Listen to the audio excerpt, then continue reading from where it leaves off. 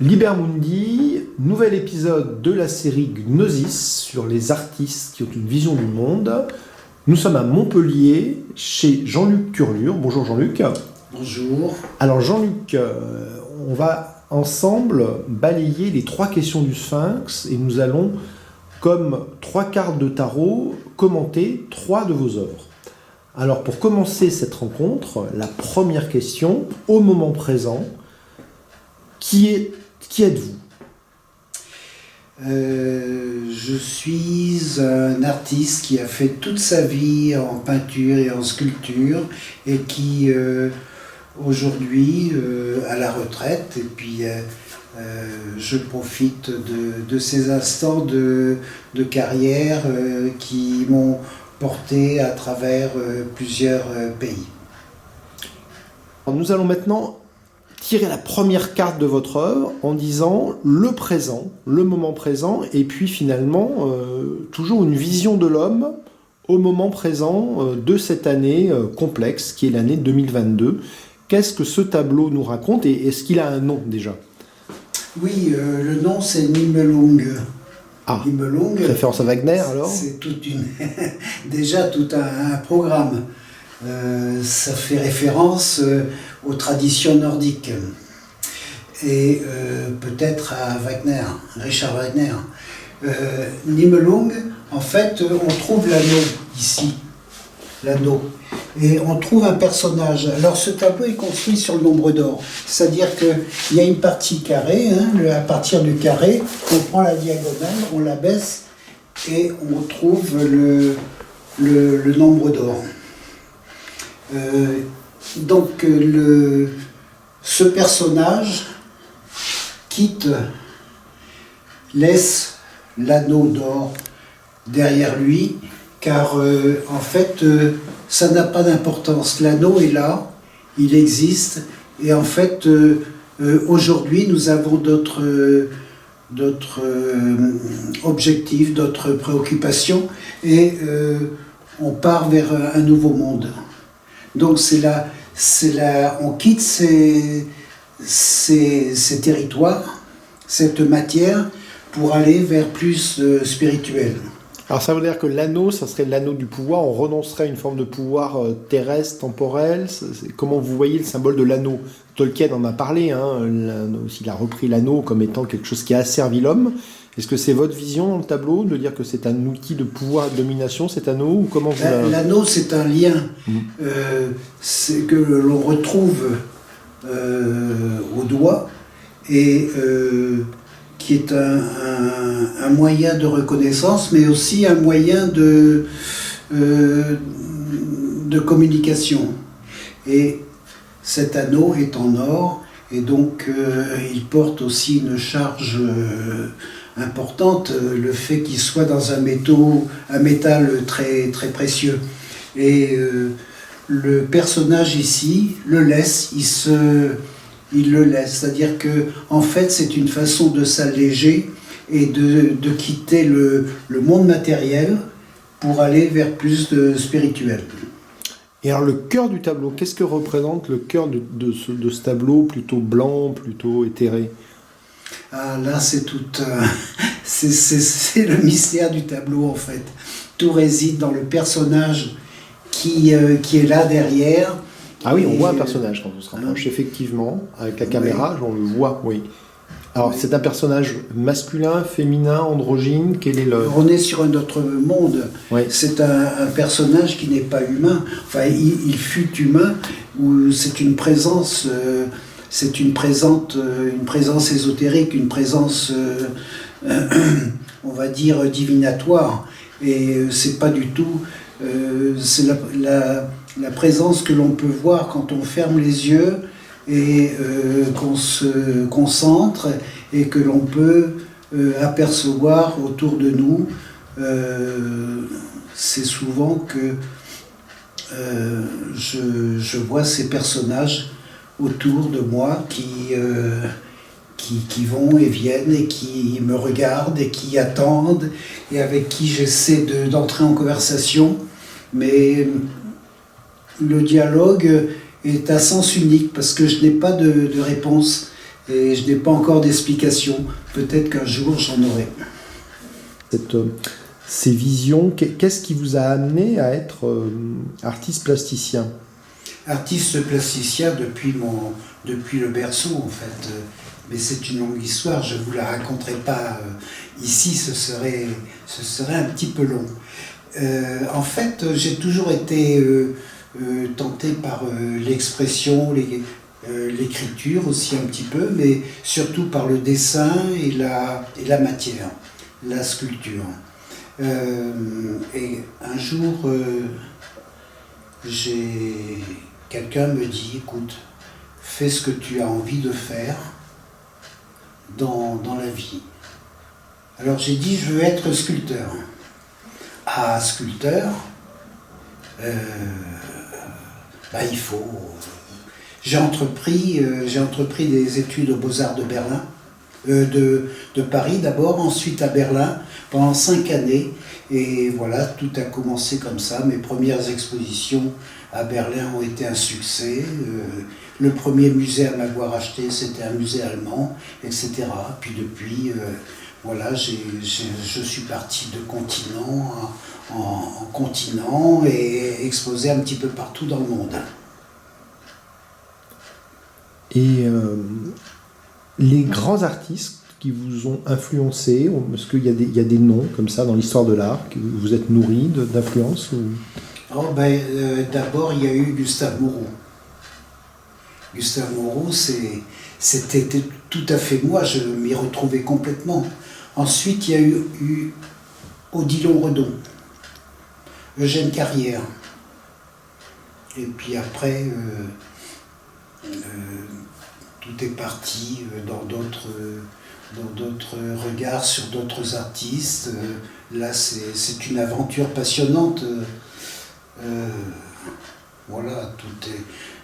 En partant de Gustave Moreau, on arrive à des choses tout à fait contemporaines maintenant.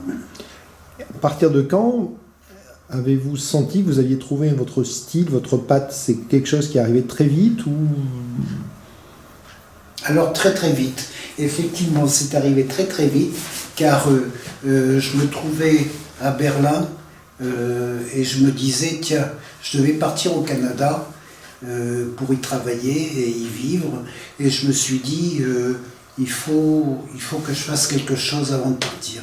Donc j'ai réuni des tableaux de ce que je faisais, de personnel, pas du tout ce que je faisais aux Beaux-Arts. Et je les ai exposés, ça a marché. Les premiers thèmes, c'était les mythes et légendes. Et pourquoi les mythes et légendes?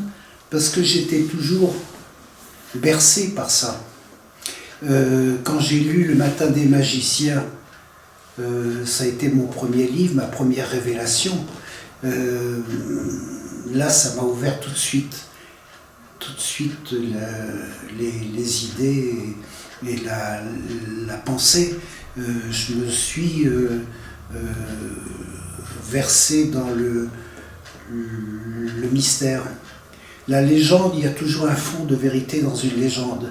Et quand on étudie les textes anciens, le Popol Vuh, le livre des morts tibétains, la Bible, il y a toujours des choses qui se croisent et qui s'interprètent selon les continents. Et en fait, étant bercé par tous ces textes, mythes et légendes, exposant en Allemagne, j'ai trouvé que c'était un peu trop ésotérique pour les Allemands, qui sortaient d'une mauvaise aventure et il fallait que je change.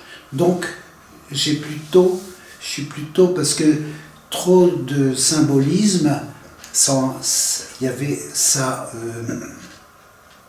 on arrivait à trop c'était trop hermétique en fait. Mmh. Et trop hermétique, j'ai dit non, il faut que j'arrête. Trop abstrait, vous voulez dire. Je suis parti, je garde ça pour moi, je reste dans mes pensées, dans mes recherches, etc. Et je vais faire autrement. Le symbolisme sera invisible. Là, avec les constructions sur le nombre d'or. L'architecture invisible est importante. Donc les thèmes furent le voyage, ça rejoint les mythes et légendes, la danse, la musique, voilà, c'était tout. La mode, je travaillais beaucoup avec la mode aussi, des défilés de mode, chez des couturiers, c'était toujours, voilà, c'est une aventure, hein. Une aventure qui dure depuis, ma première exposition était en 72 et à Berlin. Et donc aujourd'hui, en 2022, c'est un parcours, ça fait déjà 50 ans d'aventure, de belle aventure. Alors être artiste, c'est pas facile, c'est une liberté difficile, avec ses hauts et des bas, et ses bas. Et là, alors, une de vos expositions, je me rappelle une affiche, vous aviez inventé le mot synchromisme, c'est ça Alors, synchromie. Synchromie, la synchromie. Qu'est-ce que c'est que la synchromie? C'est la synthèse des couleurs, en fait. Et c'est un mot que, je ne sais pas s'il existe, hein. C'est un mot que j'ai inventé, puisque actuellement, on invente beaucoup de mots, hein. On transforme les mots, et donc j'ai trouvé ce terme-là pour une exposition, car je suis dans la couleur. En fait, l'aventure de la couleur a commencé à Miami. Quand j'avais mon atelier à Miami, je me suis dit, j'étais confronté aux hispaniques, les Cubains, les Jamaïcains, les Sud-Américains, les Mexicains. Et là, il y avait la couleur. Et donc, je me suis dégagé de ce que je faisais avant, qui était plutôt des camailleux, des harmonies de couleurs. Et là, je me suis lancé dans la couleur. Voilà, et ça c'est vrai, quand on voit vos tableaux, on a effectivement submergé par des chronalités très particulières. Nous allons voir un autre tableau. D'accord. Parler effectivement de la Genèse. Voilà, pour évoquer maintenant la question de l'origine, de l'origine de l'homme ou de l'origine du monde. Alors ce tableau que vous avez choisi, que vous allez commenter, alors il a un nom? Oui, en fait, j'étais invité pour une exposition dans une galerie à Paris, et c'était sur le thème, c'était en relation avec le Jean-Paul II, et il fallait exprimer certaines choses. Donc, j'ai choisi « et le Verbe se fit chair ».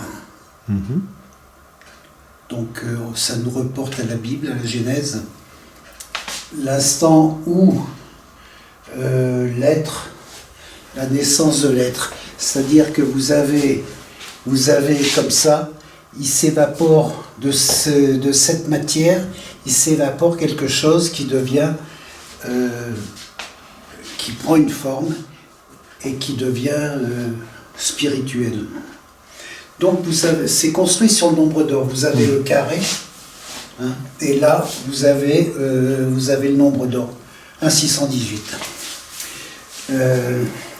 Toujours pareil, une architecture invisible et des couleurs. Alors, ce sont les couleurs. J'ai repris toutes les couleurs de l'arc-en-ciel, mais voilà, c'est quelque chose qui est flottant et qui monte comme ça, qui sort de la matière, comme cette espèce de globe qui monte, qui sort des éléments, qui est comme une naissance de cette montée de cette matière-là qui se transforme en divin. Alors, on dirait qu'il y a quand même il y a un peu de volume dans votre sculpture, il y a des repentirs dedans. Oui, parce que forcément, en fait, on dirait, on pense à des volumes. Voilà, oui. Et en fait, C'est parfaitement plat. C'est le travail de la matière, le travail du fond qui donne cet aspect-là. Avec des superpositions de couleurs, c'est-à-dire je mets une couleur, je l'efface, je la remets, je l'efface, je la remets, mais quand je l'efface, elle transparaît quand même. Mmh. Donc ces superpositions-là donnent une certaine transparence et donc une vibration dans la couleur. Quand est-ce que vous savez que c'est terminé du coup ? Ah, c'est la bonne question, car en fait, quand je prépare une exposition, je me concentre et après je pars. Et donc j'ai plusieurs toiles qui sont prêtes, 20, 30, 40, 60 toiles qui sont prêtes à être peintes. Et quand je pars, je passe dans un autre monde. Et cet autre monde, c'est un peu comme ici, hein, on passe dans un autre monde et pendant 2 semaines, 3 semaines, on est immergé complètement dans ce monde-là et on n'est pas ailleurs du tout. Et quand je me réveille de ce travail, à un moment,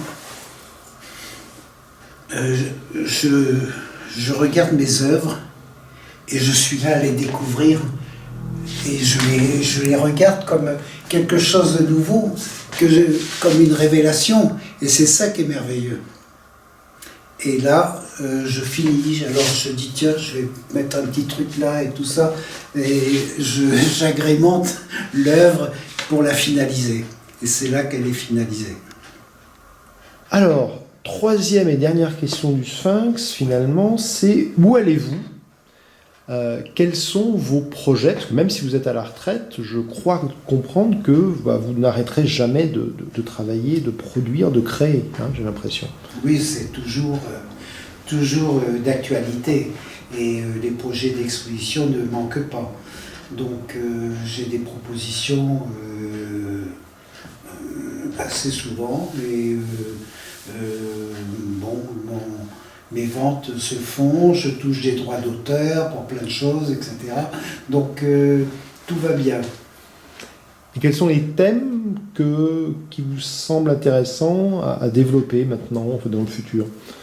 Actuellement, je suis plus dans la paix, la sérénité, tout ça. C'est peut-être l'âge qui veut ça et la façon de philosopher peut-être, si on peut aller plus loin, mais j'en suis pas encore là.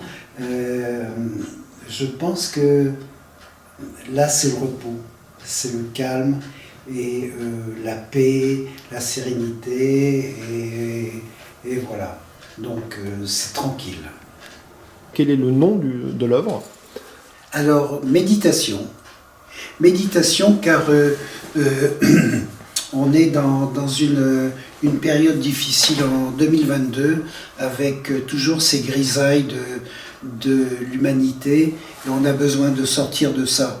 Donc ce tableau a été réalisé à Miami en 2003 et lorsque j'étais sur Coconuts Grove dans une galerie qui s'appelle Dharma, tout un programme, il y avait 4 moines tibétains réalisant un mandala au sable avec des couleurs impressionnantes dans ce calme et j'ai trouvé ça formidable. Belle expérience. Et quand je suis rentré à l'atelier le lundi matin, je me suis dit, tiens, je vais faire quelque chose en relation avec ce que j'ai vu ce dimanche. Et arrive un courrier, j'ouvre, Catherine, mon épouse actuelle, m'avait envoyé une photo. Je connaissais à peine Catherine, et je me suis inspiré de son portrait.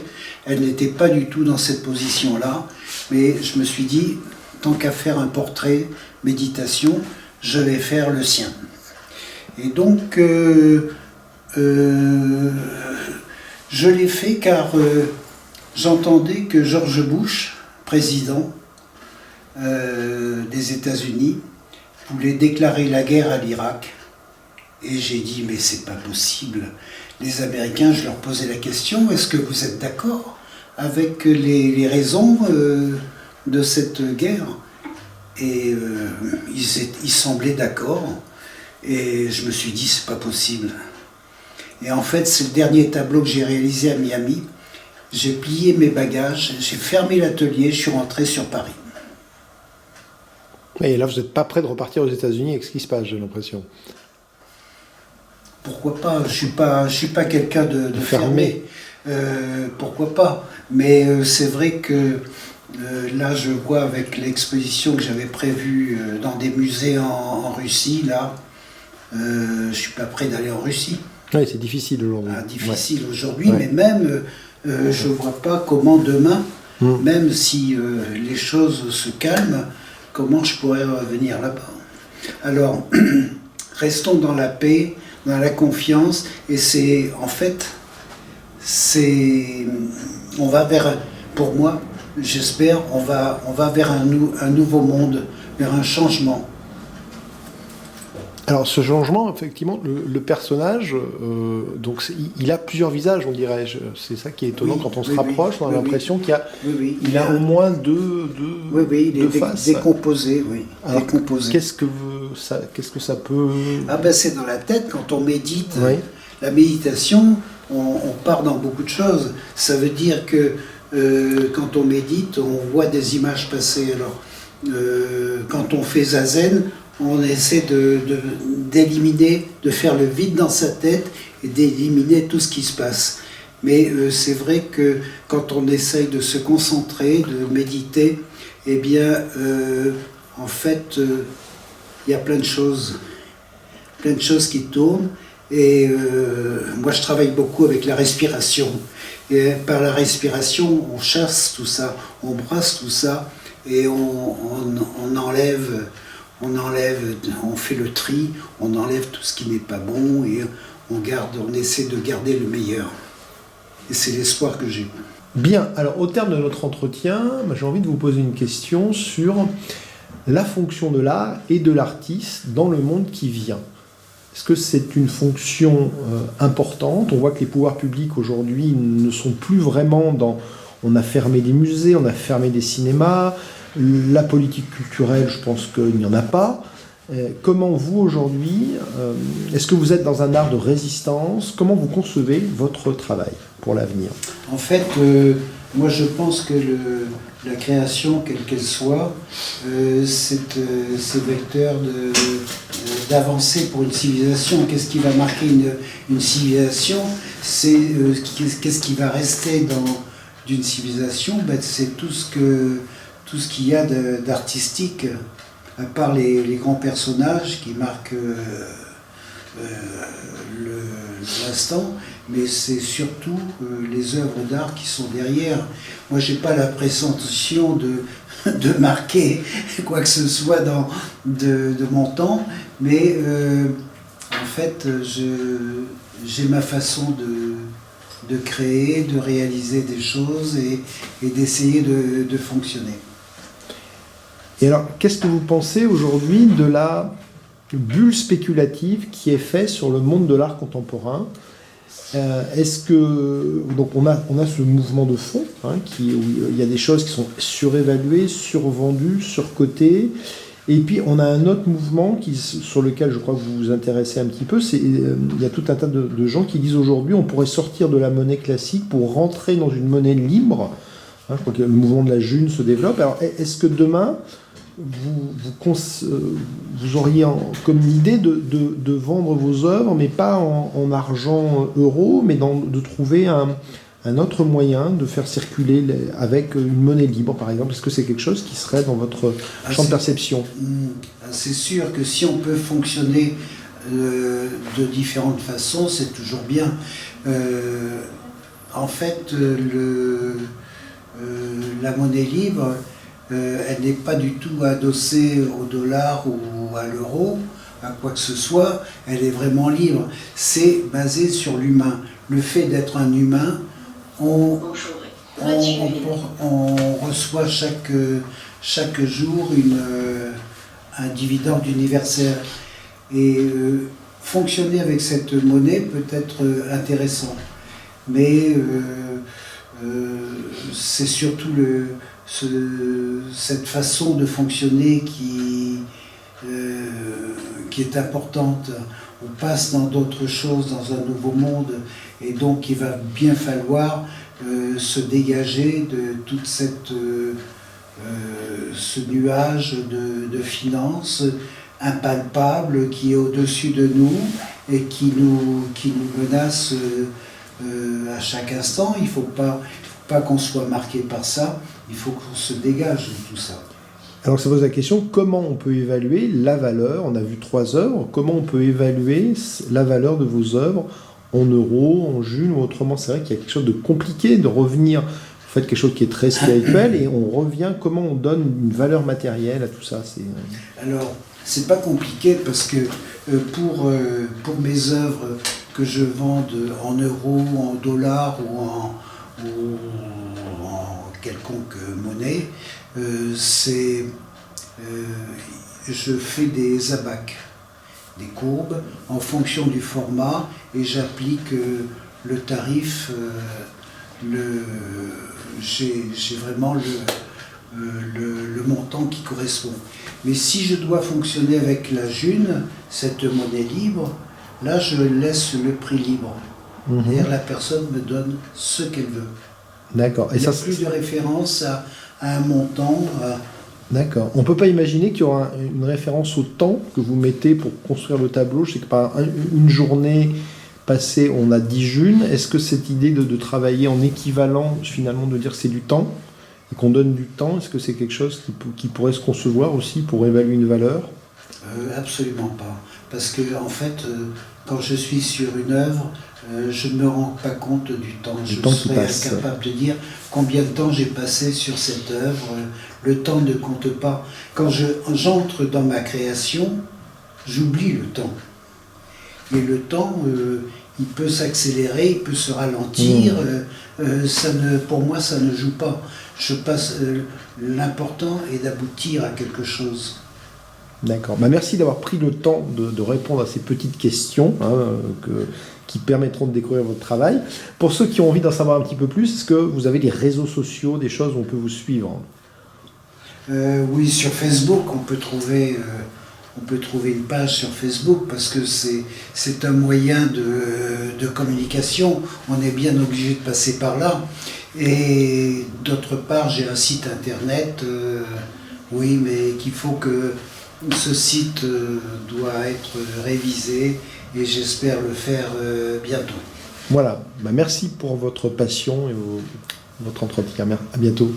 Merci à vous.